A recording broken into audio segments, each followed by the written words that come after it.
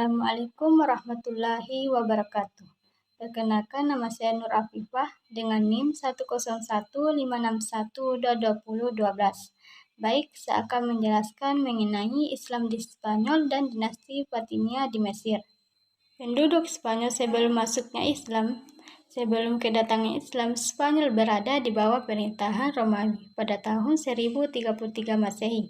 Pada masa itu, terjadi peningkatan jumlah penduduk Yahudi. Suku-suku Vandal menyerang pada abad ke-5 Masehi, mengubah nama Spanyol menjadi Andalusia. Kemudian, bahasa Arab menamainya Al-Andalusia atau lebih dikenal sebagai Andalusia. Pada awal abad ke-6, suku-suku Gatia Barat menyerang Spanyol, mengusir bangsa Vandal ke Amerika, dan mendirikan pemerintahan yang kuat di Andalusia. Penduduk Andalusia sebelum Islam hidup dalam kondisi sulit. Sejarah masuknya Islam ke Spanyol. Islam pertama kali masuk ke Spanyol pada tahun 711 Masehi melalui jalur Afrika Utara. Spanyol sebelum kedatangan Islam dikenal dengan nama Iberia atau Hispania, kemudian disebut Andalusia ketika negeri subur itu dikuasai bangsa Vandal. Adapun kemenangan-kemenangan yang dicapai umat Islam nampak begitu mudah. Hal itu dapat dipisahkan dari adanya faktor eksternal dan internal. Yang pertama itu faktor eksternal. Adapun yang dimaksud dengan faktor eksternal ini adalah suatu keadaan yang terdapat dalam negeri Andalusia, di mana saat itu kondisi sosial, politik, dan ekonomi negeri ini dalam keadaan menyedihkan. Secara politik, wilayah Andalusia terkoyak-koyak dan terbagi-bagi ke dalam beberapa negeri kecil. Ditambah penguasa yaitu aliran Qadhid bersikap tidak toleran terhadap aliran agama penguasa yaitu aliran monofisit, apalagi terhadap penganut agama lain. Yang kedua itu faktor internal, yaitu kondisi yang terdapat dalam tubuh penguasa, tokoh-tokoh pejuang dan para prajurit Islam yang terlibat dalam penaklukan wilayah Andalusia. Khususnya mereka adalah tokoh kuat, kompak, dan bersatu, dan penuh percaya diri. Mereka dikenal cakap, berani, dan tabah dalam menghadapi setiap persoalan. Yang tak kalah penting adalah ajaran Islam ditunjukkan oleh para tentara Islam seperti toleransi, persaudaraan, dan tolong-menolong, sehingga penduduk Andalusia menyambut kehadiran Islam di sana. Periodisasi Daulah Umayyah di Spanyol. Yang periode pertama 710 sampai 755 Masehi. Periode kedua 756 sampai 112 Masehi. Periode ketiga 912 sampai 1012 Masehi. Periode keempat 1010 sampai 1492 Masehi. Kemajuan peradaban di Andalusia atau Spanyol. Kemajuan Islam di Spanyol, perkembangan ekonomi, kemajuan intelektual dan ilmu agama, lembaga pendidikan yang berkembang, pengaruh peradaban Islam di Spanyol bagi kebangkitan Eropa. Sejarah berdirinya dinasti Fatimiyah.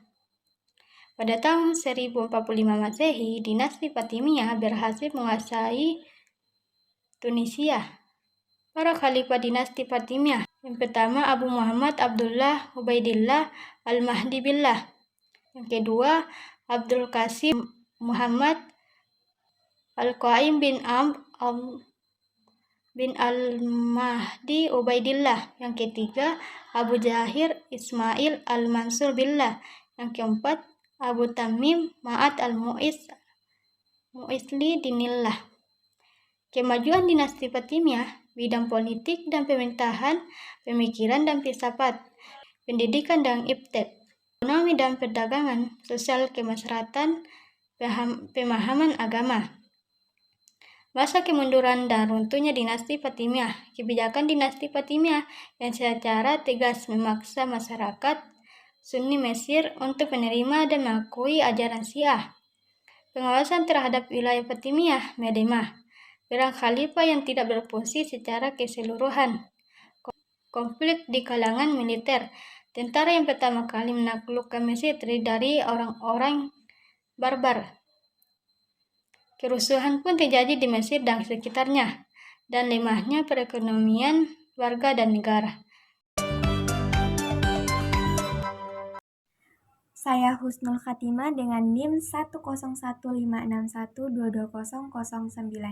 Pada kesempatan kali ini saya akan memaparkan materi mengenai dinasti Murabitun dan dinasti Muwahhidun yang ada di Afrika Utara serta Perang Salib. Baik, kita masuk kepada materi dinasti Murabitun dan dinasti Muwahhidun. Jadi sejarah berdirinya kedua dinasti ini dilatar belakangi oleh faktor yang sama, yakni pada mulanya mereka ini datang untuk melakukan kegiatan keagamaan atau untuk berdakwah. Namun pada akhirnya mereka ingin membentuk dinasti atau kerajaan. Nah, dinasti Murabitun berdiri pada tahun 1056 Masehi sampai 1147 Masehi, sedangkan dinasti Muwahhidun berdiri pada tahun 1121 sampai 1067 Masehi. Adapun perkembangan atau kemajuan yang dihasilkan oleh kedua dinasti ini, yakni melakukan perluasan wilayah serta memperkuat wilayah kekuasaannya.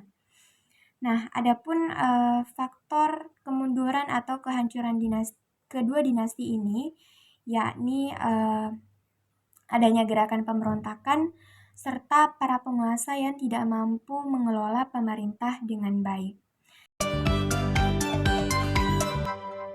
Nah, kita masuk kepada materi kedua, yakni Perang Salib. Nah, Perang Salib merupakan perang antar agama, yakni agama Kristen dan agama Islam. Jadi, faktor utama terjadinya Perang Salib yakni karena mereka ingin menguasai wilayah suci atau kota suci, yakni Yerusalem. Nah, Perang Salib ini dibagi menjadi 3 periode. Periode pertama dimenangkan oleh umat Kristen, dan periode kedua dan ketiga dimenangkan oleh umat Islam. Nah, Perang Salib ini berakhir pada tahun 1291 Masehi.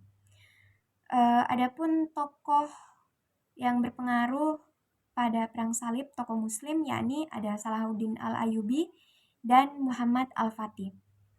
Nah, adapun dampak yang terjadi setelah Perang Salib ini bagi kalangan umat Islam, yakni mereka mengalami kemunduran karena disebabkan oleh umat Kristen ini semakin maju atau semangat dalam menemukan atau mengembangkan teknologi-teknologi yang ada. Sekian dari saya. Perkenalkan, nama saya Ruhani dengan NIM 10156122024. Baiklah, materi pertama yaitu dinasti Mamluk. Nah, dinasti Mamluk memerintah selama 2,5 abad lebih, yaitu 1250 Masehi sampai 1513 Masehi. Nah, dinasti Mamluk dibentuk oleh Buddha yang dididik menjadi tentara oleh dinasti Ayyubiyah. Nah, berkat keterampilan militer dan loyalitas mereka akhirnya meraih kekuasaan di Mesir. Nah, dinasti Mamluk membawa kemajuan di berbagai bidang, yaitu politik, pengetahuan, perekonomian, seni, dan arsitektur di Mesir. Nah, mereka menerapkan sistem oligarki militer. Nah, dan faktor yang menyebabkan runtuhnya dinasti Mamluk yaitu kepemimpinan yang lemah, tidak peduli dengan urusan eksternal, dan peperangan dengan tentara Turki Utsmani dan sebagainya. Materi kedua yaitu dinasti Turki Utsmani, dinasti Safawiyah, dan dinasti Mughal. Dinasti Turki Utsmani didirikan oleh suku Oghuz dari Turki. Nah, berdiri dari tahun 1381 sampai 1924 Masehi. Kemajuannya dapat dilihat dalam bidang kemiliteran, pengetahuan, budaya, dan pengetahuan. Nah, faktor kemunduran yaitu wilayah kekuasaan sangat luas, kelemahan para penguasa, dan merosotnya ekonomi. Selanjutnya Daulah Safawiyah. Nah, dinasti Safawi berdiri sejak 1503 sampai 1722 Masehi. Nah, selama di Persia dipimpin oleh Ismail I dan Syah Abbas I. Nah, Safawi dikenal dengan ekspansi wilayahnya, perkembangan ilmu pengetahuan, dan keberhasilan militer. Nah, setelah Abbas I, kerajaan Safawi diperintah oleh enam raja. Namun kerajaan mengalami kemunduran. Nah, penyebabnya yaitu kemerosotan moral para pemimpin kerajaan dan konflik yang berkepanjangan dengan kerajaan lain. Nah, selanjutnya itu kerajaan Mughal. Nah, didirikan oleh Zahiruddin Babur. Nah, kerajaan diteruskan turun-temurun oleh Humayun, Sultan Akbar Shah, Jahangir, Shah Jahan, dan Aurangzeb.